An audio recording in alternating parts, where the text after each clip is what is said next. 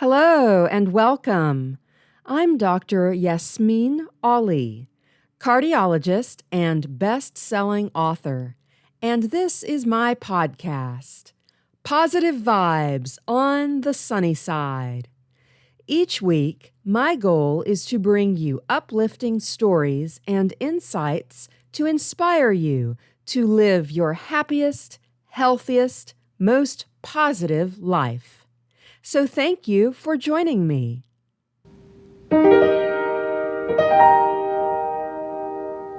This is a Positive Vibes interview episode. The Positive Vibes podcast strives to present a variety of viewpoints from all walks of life. The opinions of interviewees are their own, and you and I may not agree with everything that everybody says. In fact, I'd be worried about us if we did. But all of my guests share this in common. They are positive people who take action to improve themselves and the world around them. And I find that I learn something from every single one. I hope you will too. Today, I'm delighted to be speaking with Dr. Rosanne Léger, who is a family medicine physician and hospitalist. Like many physicians I know, Rosanne is multi-talented and manages somehow to find time for a whole range of interests. One of those includes art, and Rosanne is a terrific artist with her own online gallery now. I'm happy to say I have a few pieces with her lovely artwork on them myself, and I really treasure them. And we'll get into all of that during the interview. But first, let me tell you how Rosanne and I met. She was a medical student of mine many years ago. We won't say how many. While I was teaching at Meharry Medical College in Nashville, Tennessee. And I don't mind telling you that I remember her as the best and brightest medical student I had there. So it was a great delight to me when we reconnected this year, and an even greater pleasure for me to be able to welcome her to the podcast today. So, Rosanne, welcome to Positive Vibes. Thank you so much for having me. It's an honor to be your guest. Oh, I'm so glad you agreed to do this. You know, Rosanne, I want to start with a question that I actually hadn't asked you before today, and I can't believe we never talked about this before. But how and when did you decide you wanted to go into medicine? So I decided to go into medicine maybe around my teenage years, but I was always inspired by my dad's work in Haiti. He's a general surgeon, studied in Mexico, and I used to enjoy shadowing him. I even got to go to the OR with him, and I was inspired by his work there. And when we decided to, well, my parents decided to send me to college, I wasn't sure yet what I wanted to do. But in the back of my mind, I always thought about medical school. And that's how I worked towards that goal. And I'm here today. Tell us more about that journey because I know you went through several steps to get to medical school in the first place. Yes. So my dad, I wanted to become a doctor, but I wasn't 100% sure. Like many of the young people, we always have lots of ideas. And the journey to become a physician, especially here in the United States, is extremely long. And one day I got to meet a young medical student, I believe is Georgetown University, that was volunteering back in Lekki in Haiti. And my father had a chance to speak with her. And since he knew of my interest in medicine, asked her to speak with me. And she gave me one of the best advice I could ever give another student that would follow those footsteps as well. And she told me, do something you like, because in the event you don't get into med school, you have something that you enjoy and you can succeed in.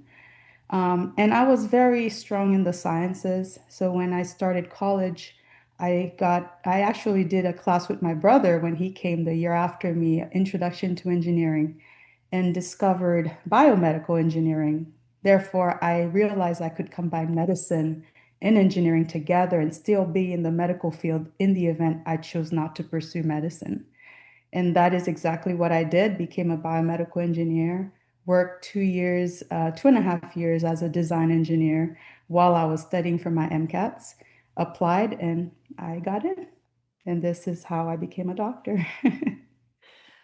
So, what are you doing now as a doctor? Tell us a little about So, that.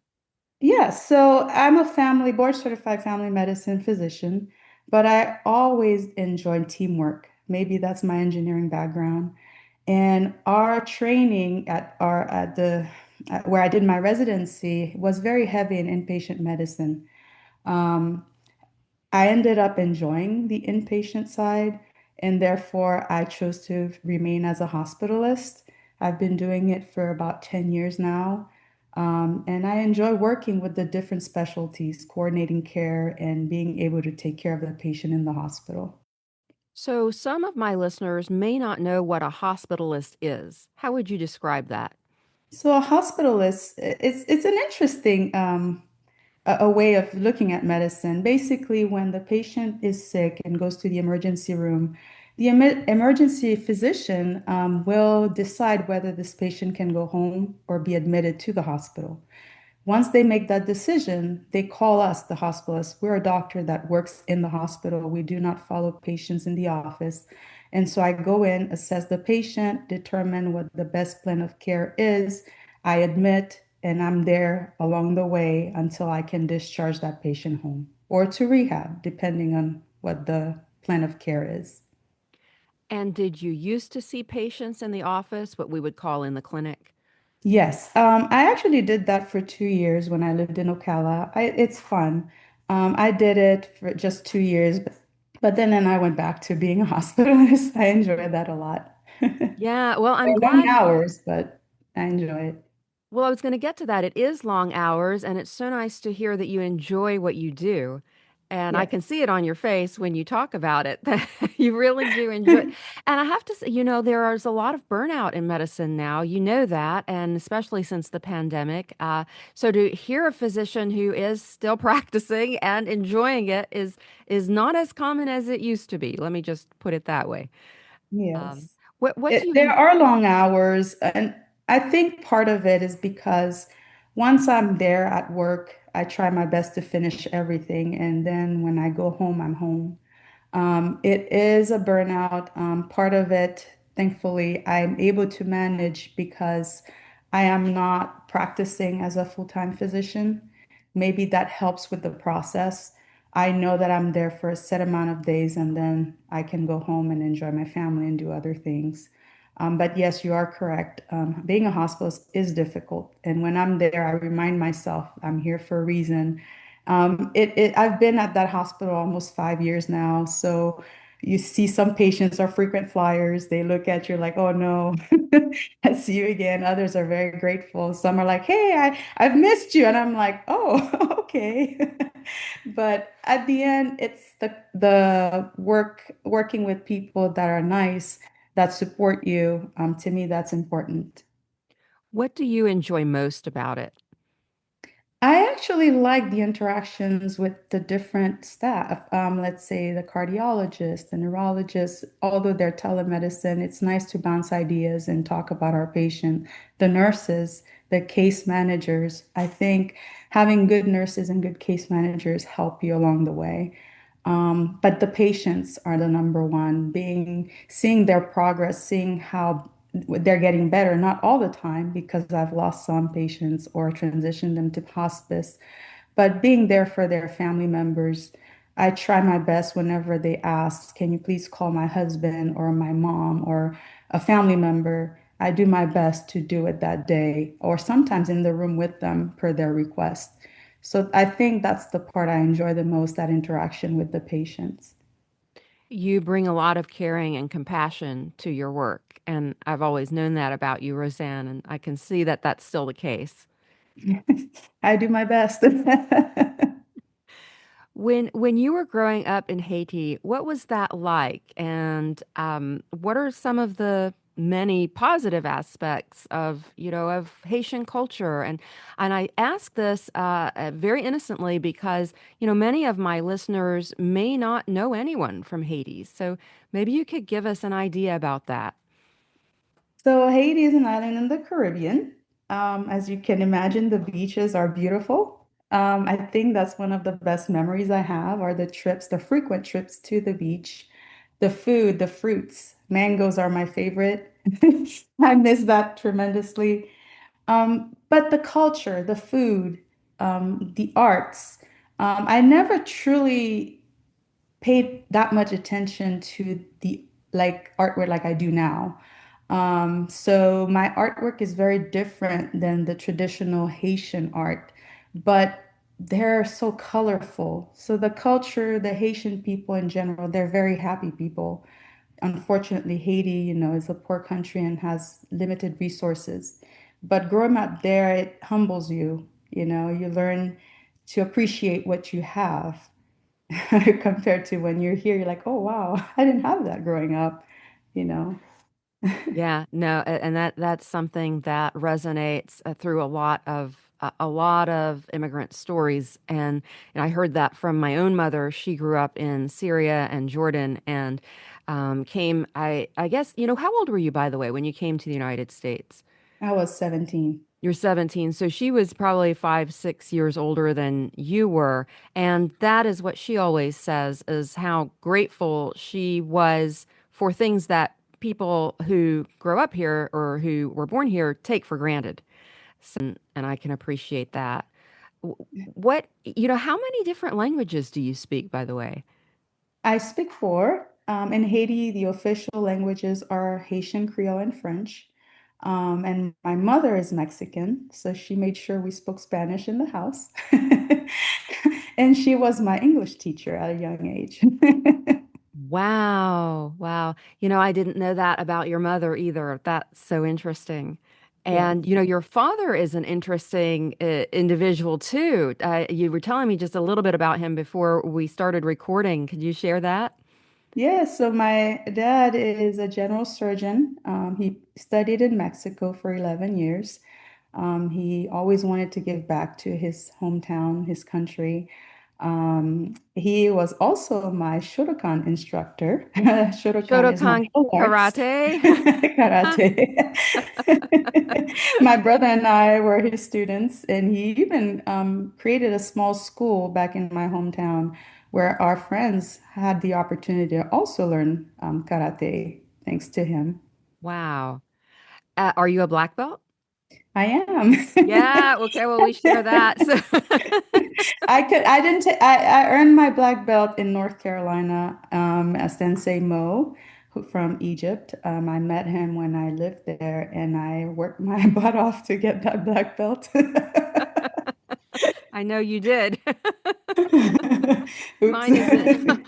I have a fourth degree, what's called fourth dan black belt in Taekwondo. So I know what it takes.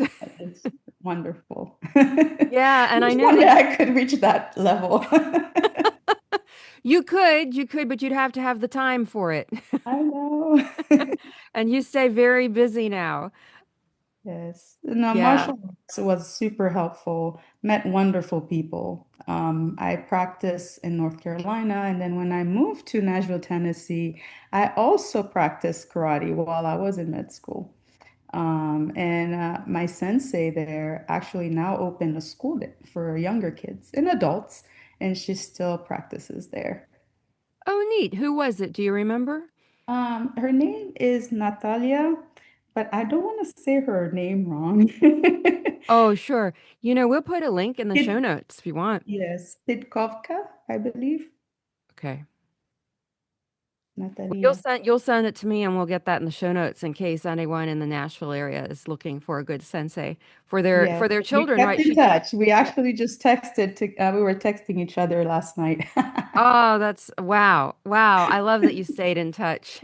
Yes. Love that. So, you were mentioning some of the Haitian recipes. I think Haitian cooking was something you remember fondly. Yes. Do you still cook any Haitian dishes? I say I cook The Rosanne way. Yes, but I enjoy making some griot, which is fried pork and banane pesée, fried plantains. When you go to Haiti, the first thing people ask is griot banane pesée, and of course I know a little bit of the juicole. I say my way because I add my own little, taste to it.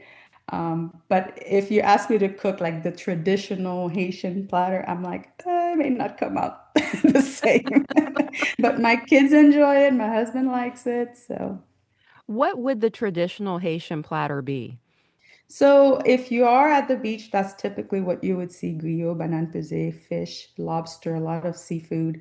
But in general, it's the white rice and the sauce pois, which is the Haitian beans, kind of like I call it the bean soup, but it is, white rice, beans, a side of chicken or meat in sauce, and then you'll have like some veggies, I guess you could have on the side. That would be your traditional meal that I can remember. Other places may have it differently. And you mentioned your mother is Mexican, so you probably have some of your mother's dishes that you really love too, right? Yes, yes. Actually, when I left Haiti, I lived with my grandparents. I'm from my mom's side in California, and my grandmother loved to cook. So I learned to make enchiladas, some tacos, what we hear, but their way. Of course, I've modified the recipes a little bit, just to avoid the grease. But but I always cherish those moments with my grandmother in the kitchen. Yeah. And it occurs to me that with your fluency in multiple languages, that probably comes in handy in your medical work too. It does. It does. It brings me closer to my patients, especially those that speak Spanish.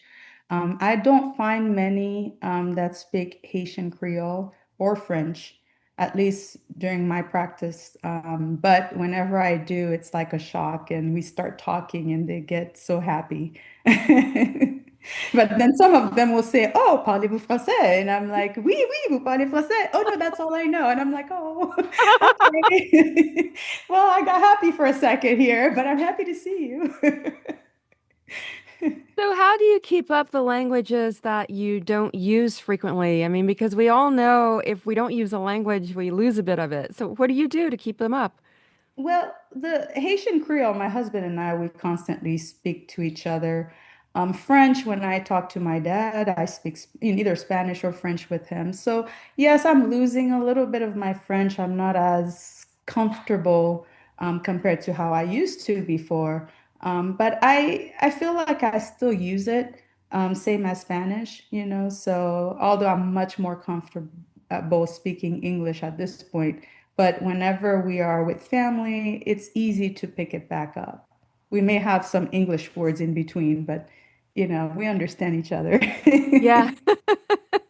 Yeah, I get that. Oh my.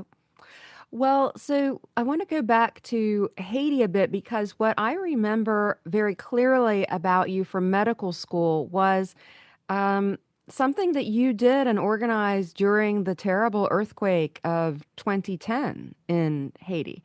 So, could you tell us about that and the role your dad played, and then, what your response was? Yes, so it was a very, very sad year. I believe it was in January. I was a fourth year medical student, and I remember waking up to an email. It was so random, and the title said SOS. And I said, "What is that?" My dad, SOS. I thought initially it was some forward thing that he had sent me. And then when Well, I opened it it, was an email from your dad. yes, it was an email. At the time, texting was not that. I don't remember if we were texting, or I believe it was an email. And when I opened it, I was like, what's going on? And turned on the news and realized what was happening. And I could not, it was very hard to communicate. I had no idea what was happening. All I knew is that he's like, we are getting patients. I need help, send help. Turns out, the earthquake happened. My hometown is about 3, 4 hours away. It's the third biggest city in the country. And all the people that were hurt or displaced were just flooding our city. And my husband had worked with Dr. Obremski in Vanderbilt.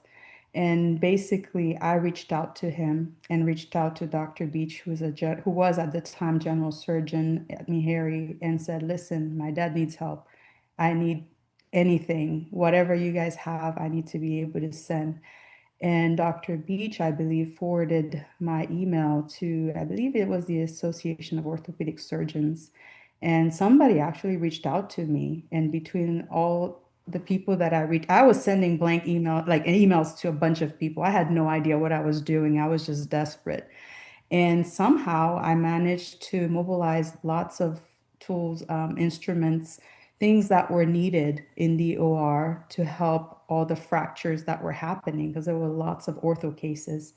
And Dr. Obremski was able to actually set up a plane with doctors from Vanderbilt, and we were able to arrange for them to land back in Haiti and get to my hometown. In the meantime, we needed money, we needed funds. And my aunt in California, Frances Flores, actually had started a little raffle. And the idea grew. I'm like, if she's doing that over there, why can I not do the same? And what started as a tiny little idea, I had friends and family send me about 5 Haitian items, like traditional Haitian things, including the rum barbancourt that my dad gifted us for our wedding that I had preciously saved. I don't know how you would call it, but he was the head of our class, the president of our class, and he helped me, Jonathan Lamons, and all of us students, we started selling raffle tickets. And we were able to raise about $5,000 that we later sent to the Rotary Club of Lekai to help those affected by the earthquake. Yeah, that was amazing. Just amazing. And I still have, I was one of the winners of that raffle. I still Thank have the you. prize. Thank you for supporting my raffle. I didn't win the And I was rum, so but happy you got to win a prize. I did win the cabaret. It's a beautiful, very colorfully painted cabaret, which, here we would call a serving tray, a wooden serving tray that I still use every week and just love it. So, there were beautiful items, and it was a terrific cause. And the fact that you spearheaded that on your own as a medical student, I thought was amazing. Thank you. Thank you. I was just trying to help. It was so devastating for so many. I lost my aunt in Oh, that I'm earthquake. sorry. Our friends, my sister, brother, they had friends that lost loved ones. So it was such a big problem for Haiti, and it was sad to watch. And I couldn't just stand there and not do anything, even though I couldn't go over there physically. I just had that need to help.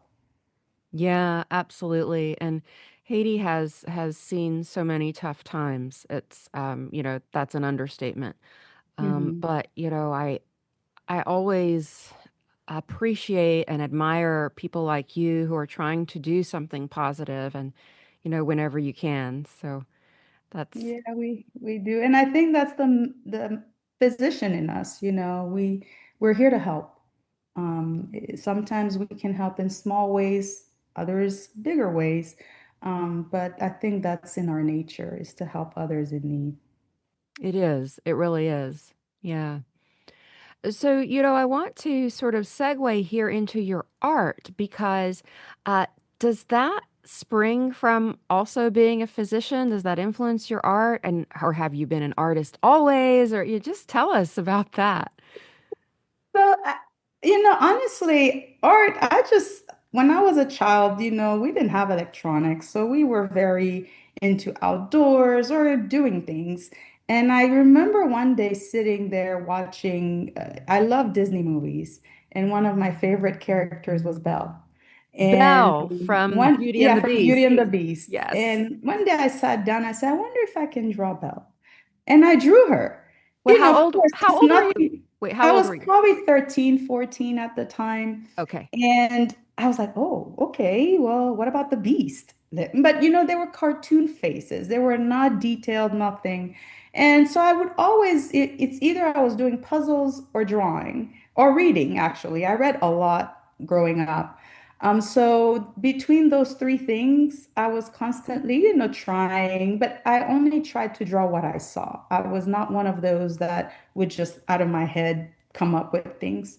And so when I came to I moved here for college. My mom, Rosa, encouraged me to take an art class, and that was in 1999. And I took Introduction to Art. And that's when I was introduced to charcoal. And I still have my bag of art supplies from that class. Wow. Um, then my mom kept saying, Roseanne, keep, do more art, do more art. But of course, the journey to med school is long and tedious and leaves little time to do anything. And so I did not really focus too much on art until 2018.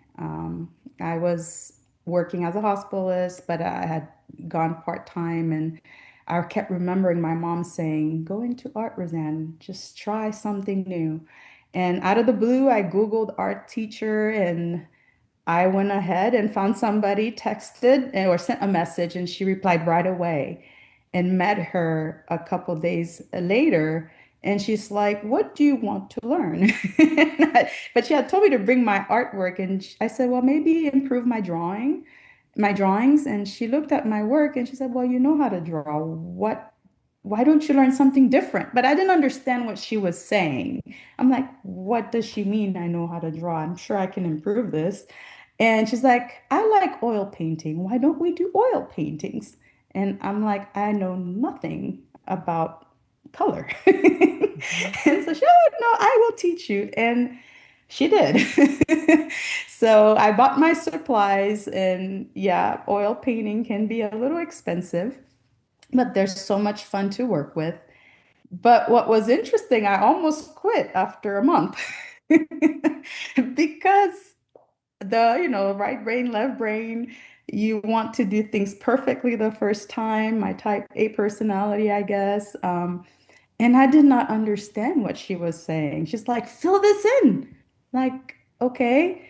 No, look, fill the canvas. And she meant just the space. But in my head, I need to put detail. This is not art. And so I was mentally fighting it. And she could tell. She's like, what are you doing? Why are you so frustrated? It's art. Let it go.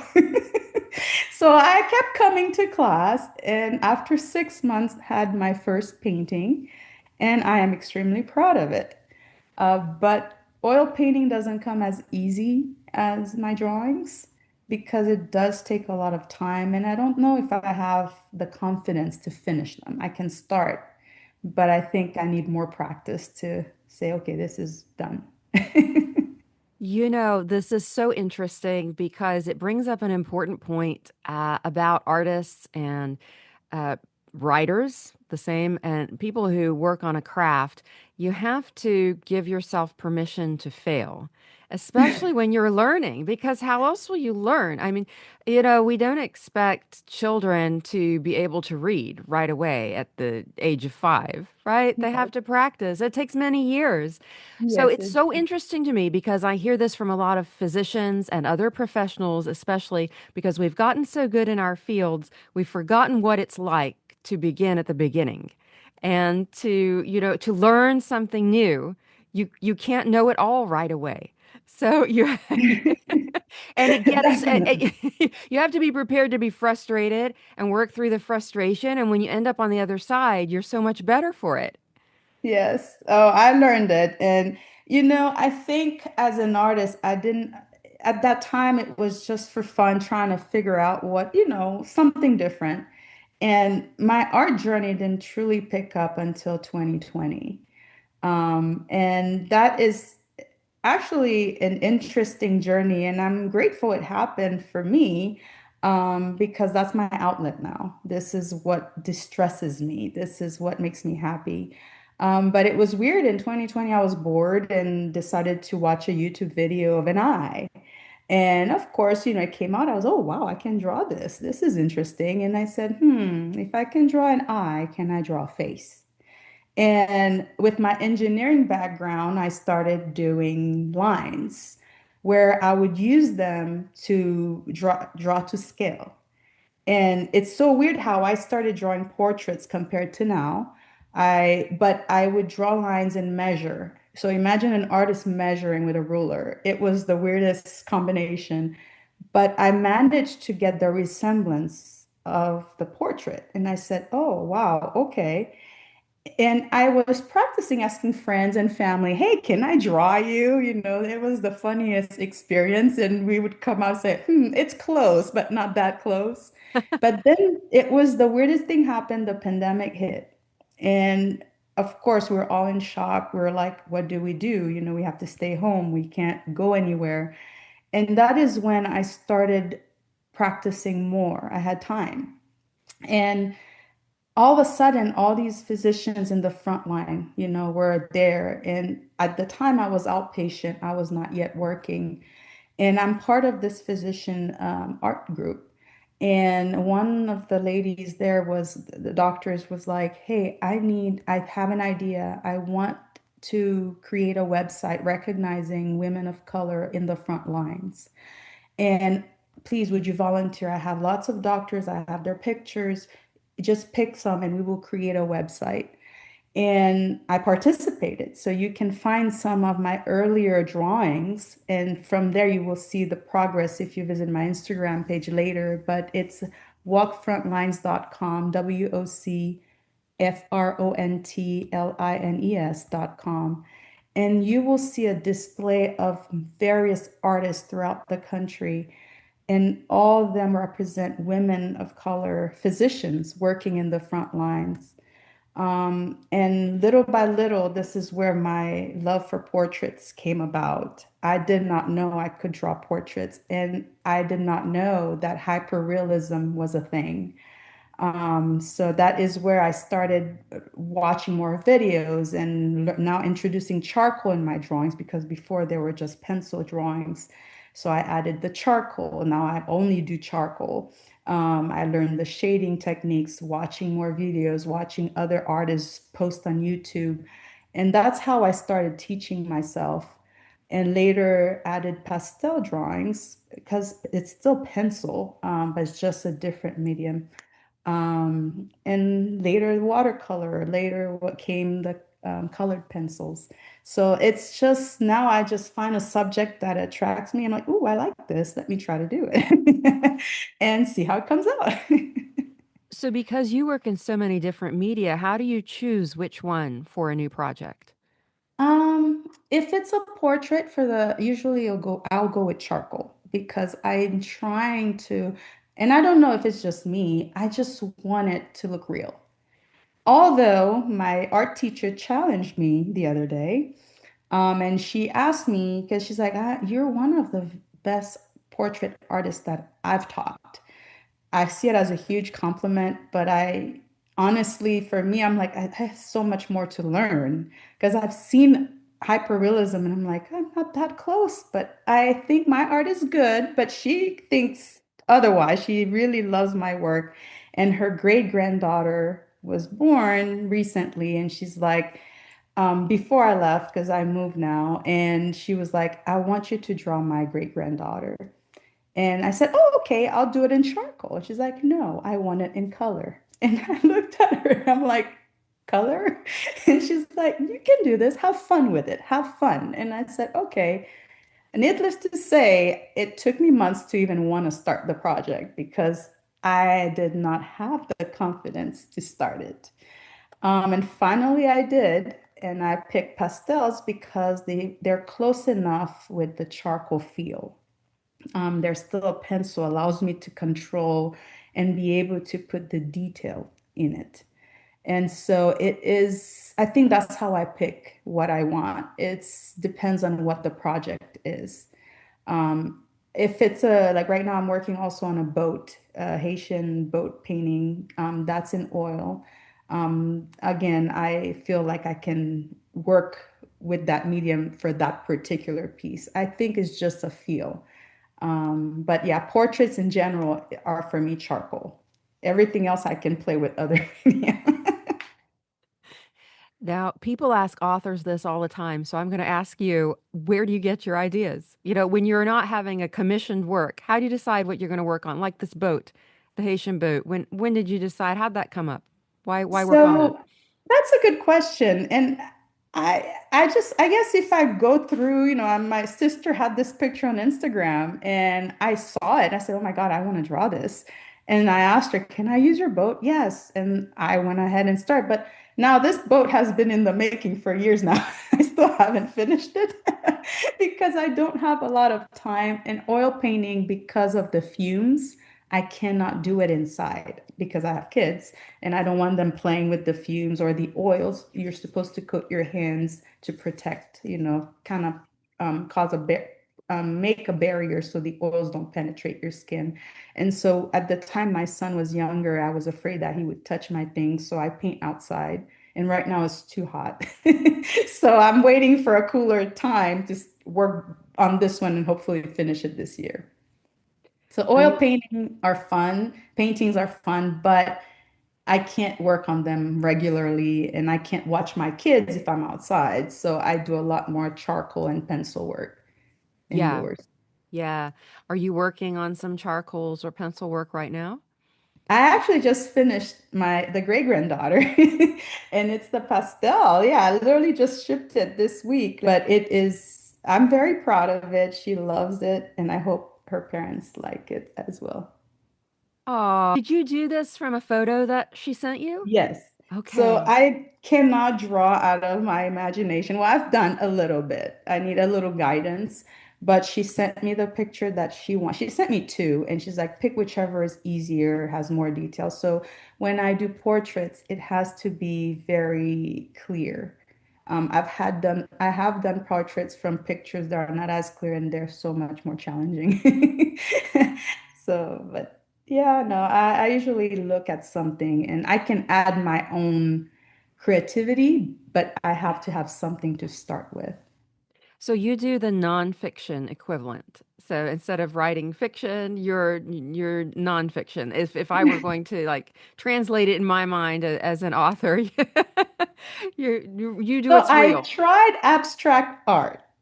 It depends who looks at it. Like, for example, my first abstract art, my daughter loved it. Then my husband looks at it. I said, "What do you think? What's that?" I'm like, "Oh." But then my daughter tells him, "Hey, this is abstract art, Dad." Oh, okay. And other people loved it. So I'm trying a little bit of everything because I think there's something called neurogenic art where you just draw random lines, and from that random line, something comes out. I just discovered it this year actually, and I'm starting to do it more, and I think it helps with meditation. So I think like when I'm frustrated and I don't want to work my brain too hard because hyperrealism, I feel like it really works the brain. You have to focus, the shading, it has to be right. Whereas abstract or anything that's not hyperrealism is easier on the brain, I think. Although I'm a little bit too picky and I want everything perfect. So But define, Roseanne, we've been talking about hyperrealism a lot. Define hyperrealism for us. so in my mind, what it means is it's almost identical to the picture. So Okay. basically, if I give you a portrait, some people think it's an actual picture. When I draw, it's so close to, it's almost identical. But some people won't call it art, others will. But many people appreciate portraiture. And that to them, it's important that it looks like the real person. So like this one is an abstract piece, and that's the neurogenic art. I drew random lines and this came out. Oh, And I wow. had no plans I to. like that a lot. I'm going to have you send that to me so I can share it online as well and link. I see that it's on your gallery and we're going to get to that. We'll link to it for sure so that because you and I are on Zoom, but the people listening to the podcast are I going to hear cannot this see it. audio only. And I want them to have a link to see your artwork. And this is what I say hyperrealism. see the Ah, portrait, the detail. You see who it is. You can tell. this is Versus, a portrait of a man wearing sunglasses. yes. Okay. And he was Yeah. actually a very famous Haitian singer who passed away not too long ago. Oh, It's wow. a way of recognizing him, Michael Benjamin. Wow. Okay, we'll link to that as well. When did you go online with this gallery? Actually, this gallery, my Instagram page in specifically was created just for me to keep track, more like a record of what I was doing and for me to see my progress over time. And little by little, that Instagram page got bigger and bigger because people started following me. Because when you post and you put hashtags, if people see it, they like it or, save it. And I started doing reels, those little videos, and just to show my progress. And people like that stuff. And so that's how my Instagram page came about. And then about a year and a half ago, the idea of sharing my art in a different way with others came about. That's when I started my Etsy and Printify page that you are familiar with. And my idea was, and it's small, but the idea was let me share my work, but it can be useful. So that is when I started creating journals. And the reason I picked journals is because, throughout my life, I've had, good and bad moments. And sometimes writing things down help, and sometimes you have an idea, as a writer, you want to remember something, or your emotions come in and you want to say something, but you don't want to yell, so you write it down just to feel better.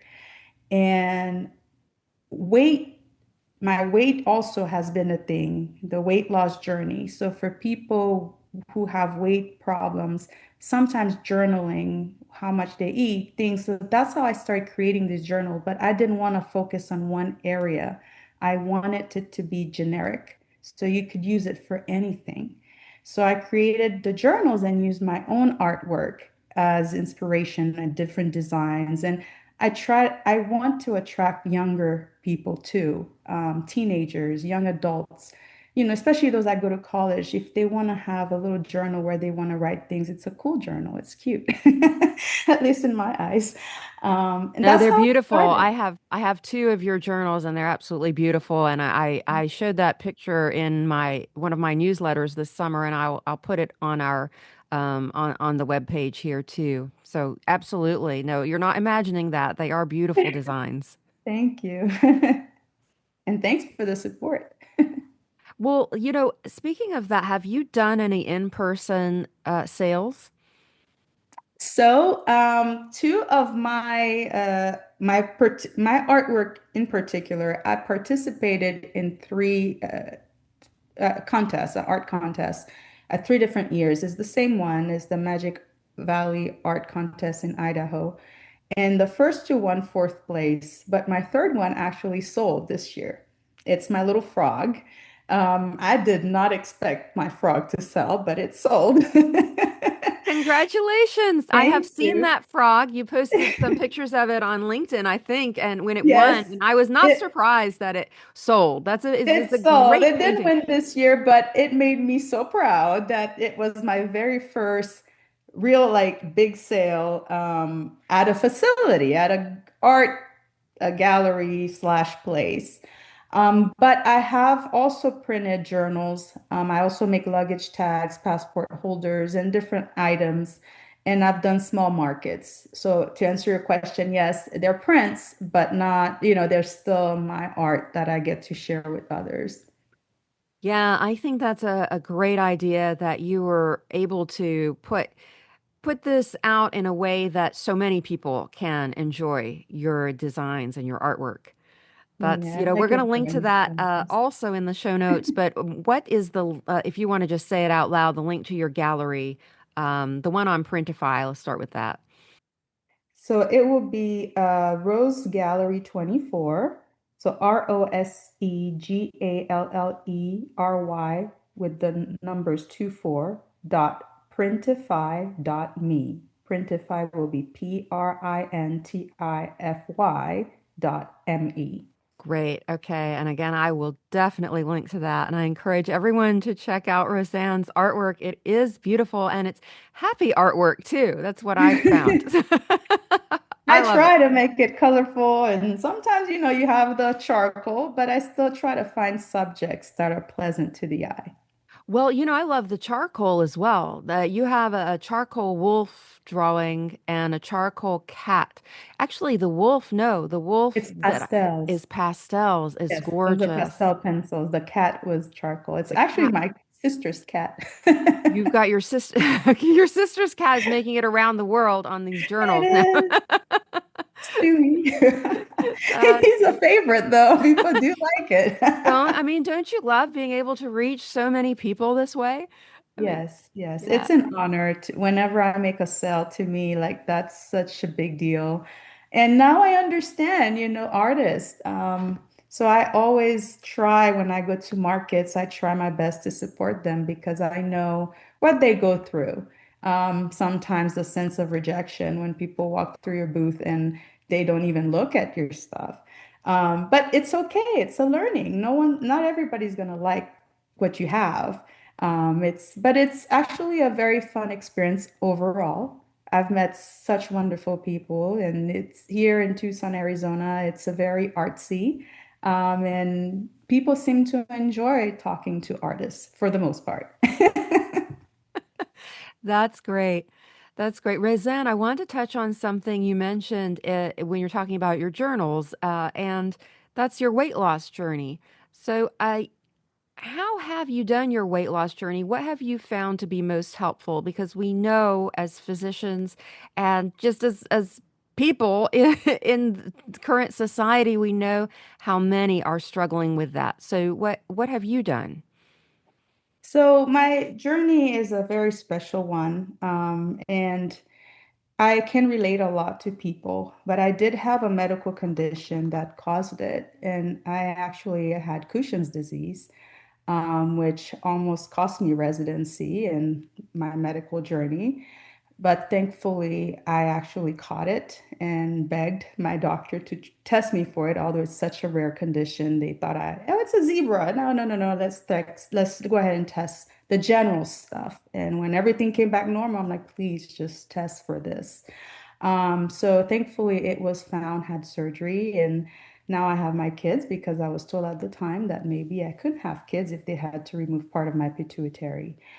So I'm very lucky. But it also helped me understand that weight loss is not just eating and exercise. There are other things and other conditions that can contribute to that. But what I've done a lot is being more mindful of what I eat. Try to eat more natural things, fruits, veggies. Yes, I love my sweets, but with moderation. And exercise. Exercise for me is extremely important. I have to find a time. If it's only 30 minutes, being a mom, it's very hard.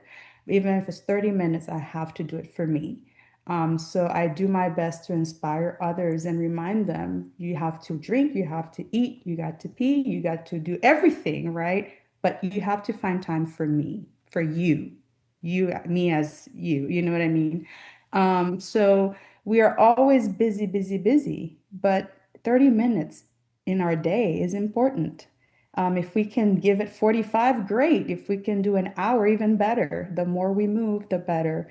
And of course, we always have to rule out bad things.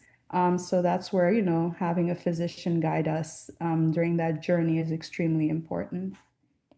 So What kind? journaling for me was something that I think it helps writing down what I eat and kind of gives us a pattern. What am I doing wrong? And sometimes it is the food, sometimes it's being not exercise, not moving around, or not drinking enough water because a lot of the time we think we're hungry and we're thirsty. So I think it's helpful and I hope it can help somebody else. What kind of exercise do you do now? So right now I do the weightlifting, and I have a rower at home, so I like doing some rowing. But whenever it cools down, I like running. I started running in residency actually, and my friend Yatunde was my running buddy. And we still keep in touch in residency. And she's the one who actually made me do my first K because she signed up and said, "You have to sign up because you need to train me for my 5K." And I'm like, "But I'm not a runner." "Oh, you do great." So my running journey started that way, and I actually did run a marathon, the Disney Marathon. So that's one of the biggest accomplishment for me. Now, will I do another one? I don't know about that, but Yeah, no, that's amazing. And that sounds like so much fun. What a great location, you know? yeah, it was fun, yes, but it was long. Yeah, well, a marathon is long, Roseanne. It was long. You remind me of so many of the weight loss journeys and particular running stories I've heard where people get started because a friend encouraged them to, or they met someone who was already doing it. I think this idea of companionship or knowing someone else who's exercising can really be helpful. It is. And, I think it was funny because as a resident, you have a limited budget. And at the time, I was with my daughter. So it was just me and my daughter. I used to take her for walks, and I could not afford the gym because it was expensive. My husband was away 3 hours. So I was a single mom in residency. And Yetunde lived in the same building as me. Well, I think the building next door, the same complex as me. And I was actually telling her, let's go for walks. Let's go for walks. And all of a sudden, she tells me, I signed up for this 5K. And I'm like, huh? But the idea was for us to go for walks every afternoon. And we started jogging. And yes, having a buddy helps a lot, whether it's a dieting buddy or an exercise buddy or anything. Just having somebody to bounce ideas to is really nice. It keeps the commitment and the encouragement going. It absolutely does. Okay, Roseanne, so before we get to the final question that I ask everyone, is there anything else you'd like people to know? Um, no, I just think that my journey couldn't be the way it is without the support of my family, my dad, Dr. Leger, and my mom, and my aunts and uncles that have been there for me throughout the journey, especially those, back home and in California. I wanted to recognize them as well. I love them very, very much. And of course, you need to have support to make it where you're at, especially during those difficult journeys. And it's nice to recognize people that are there for you along the way. You absolutely do. And I hear the gratitude in your voice. And that's something we talk about a lot on Positive Vibes is the importance of gratitude. And I think that's a big part of what makes you a positive person. And speaking of which, so here's that final question. The motto of Positive Vibes is keep on the sunny side. So, Roseanne, how do you keep on the sunny side?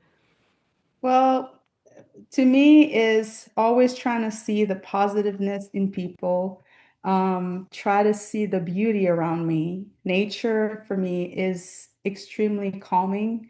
Sometimes when I'm frustrated, I just go out for a walk or I sit outside and look in the horizon, the sky, the birds chirping.